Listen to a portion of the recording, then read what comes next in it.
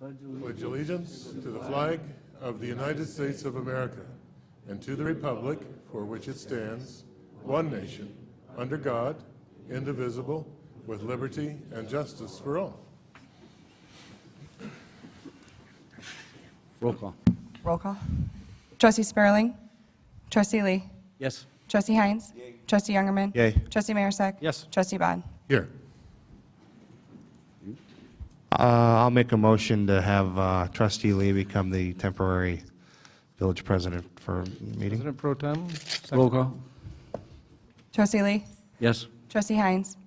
Trustee Youngerman. Yay. Trustee Marisak. Yes. Trustee Bond. Yes.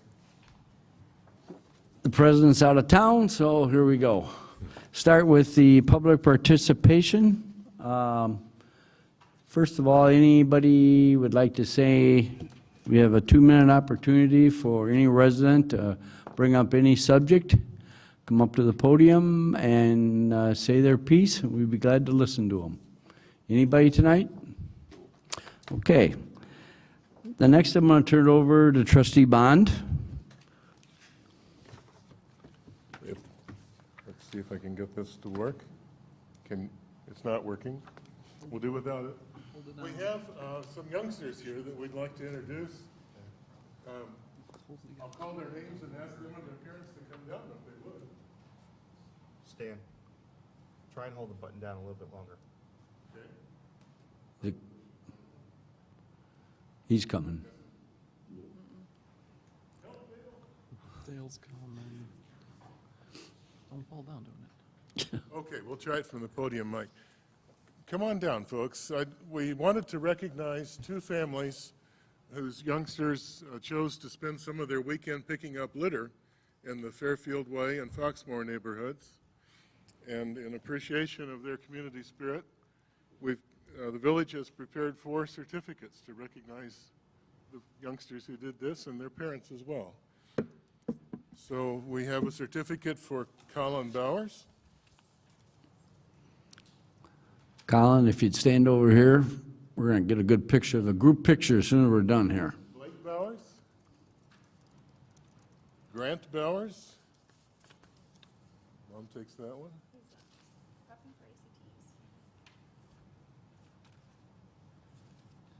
And Jacob Geese.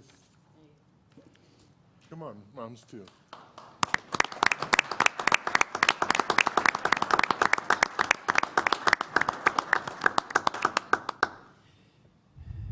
We are very grateful for youngsters and families who've taken interest in Montgomery and in the neighborhoods and the environment. So we just wanted to take a moment for our village to thank these young fellows and encourage them to continue to be involved in the community. And thank you to their parents who make this kind of activity possible.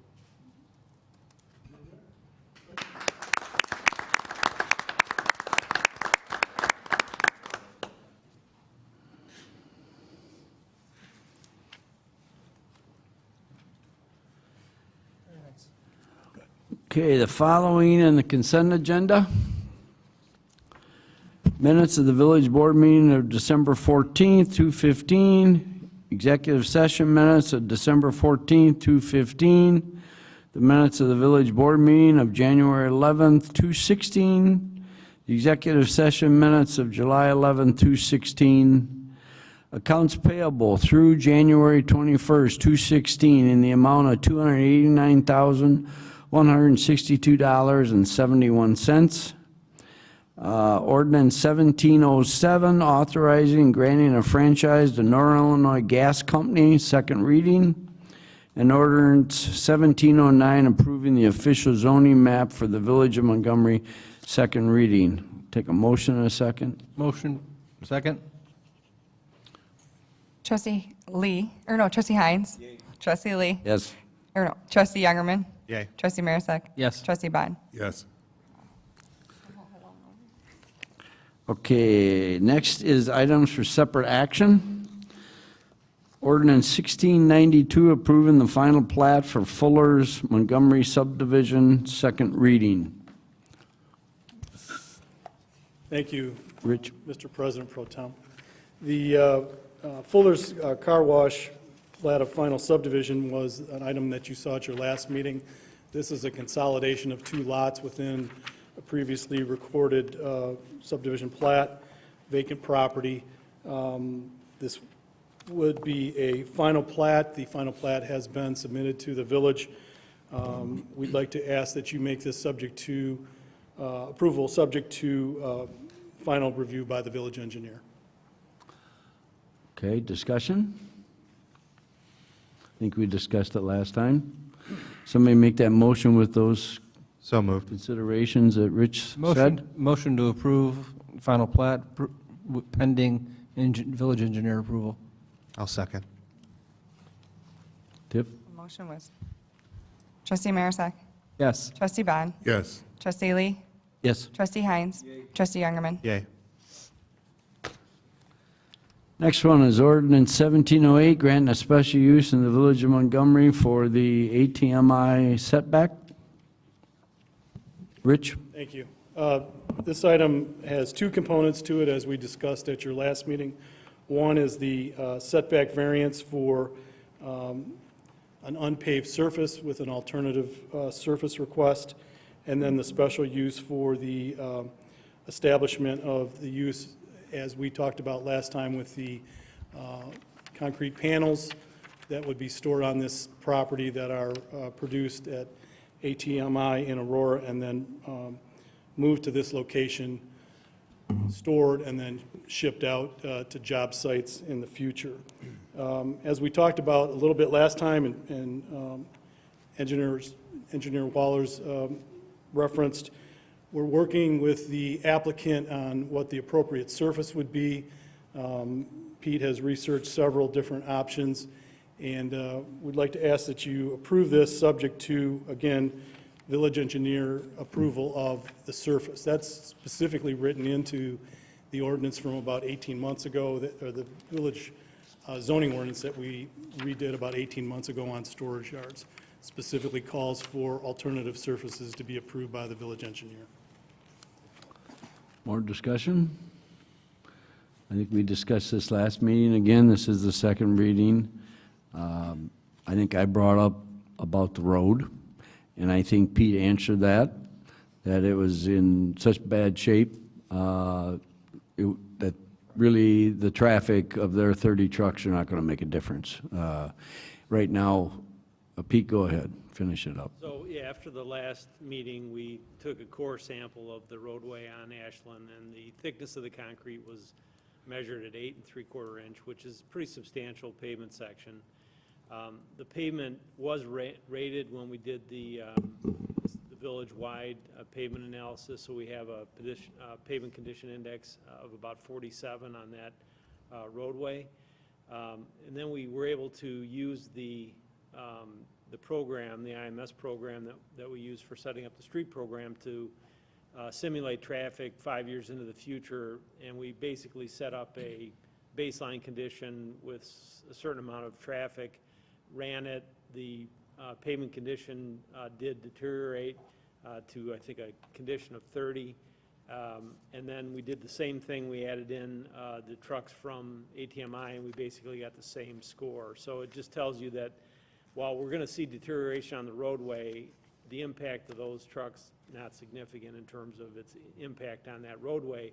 And I suppose when you think about it, the road is designed, probably was originally designed for a much higher traffic truckload at 8 3/4 inch. That's pretty significant concrete surface. So, and we drove the entire length of Ashland, and its condition is pretty similar from end to end. So there doesn't appear to be any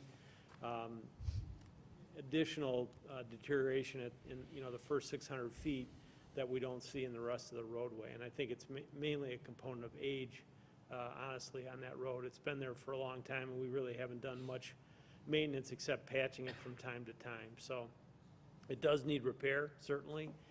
It's not on our radar mainly because it is such low traffic. So, we'll continue to monitor it, and as conditions change, maybe we'll recommend some patching or some other maintenance to be done to it as part of our road program, either, possibly this year even if we have room under the cap, or next year certainly.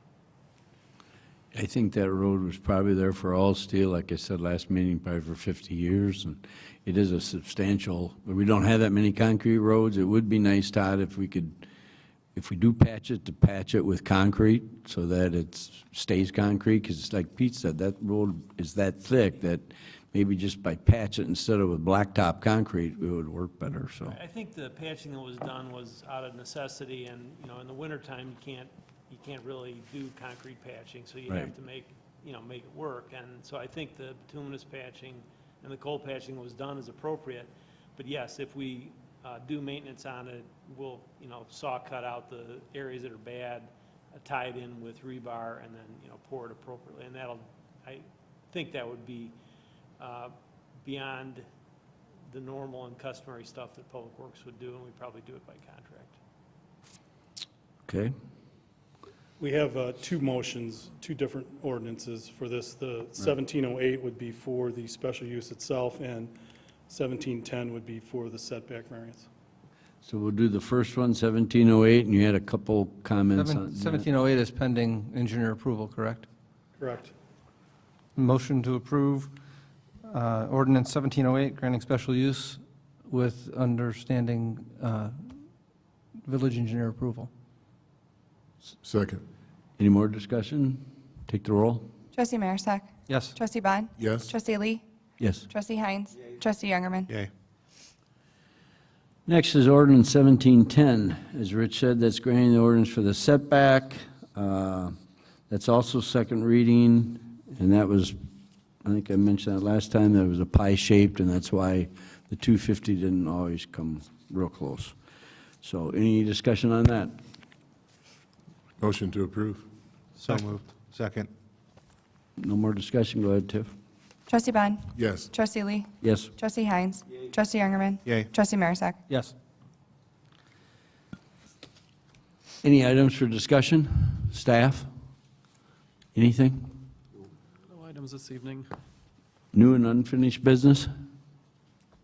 I will have to say that I usually make my comment right now about the Packers, and we're just going to have to wait till we're like the Bears and the Cub fans. We have to wait till next year.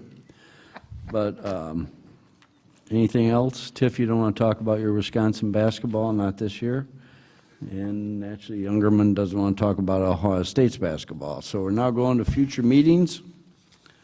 Any other discussion? Okay, future meetings.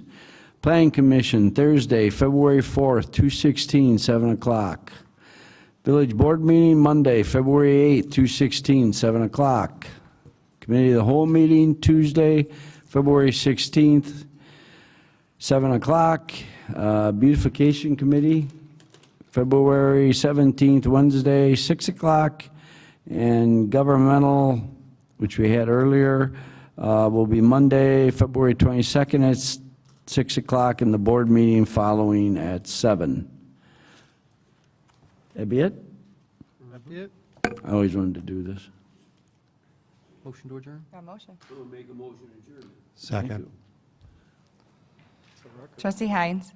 Trustee Youngerman. Yay. Trustee Marisak. Yes. Trustee Bond. Yes. Trustee Lee. Yes. I know. I just wanted to hit that once. I know. It's pretty good. It's pretty quick, though. Did we hit the 12?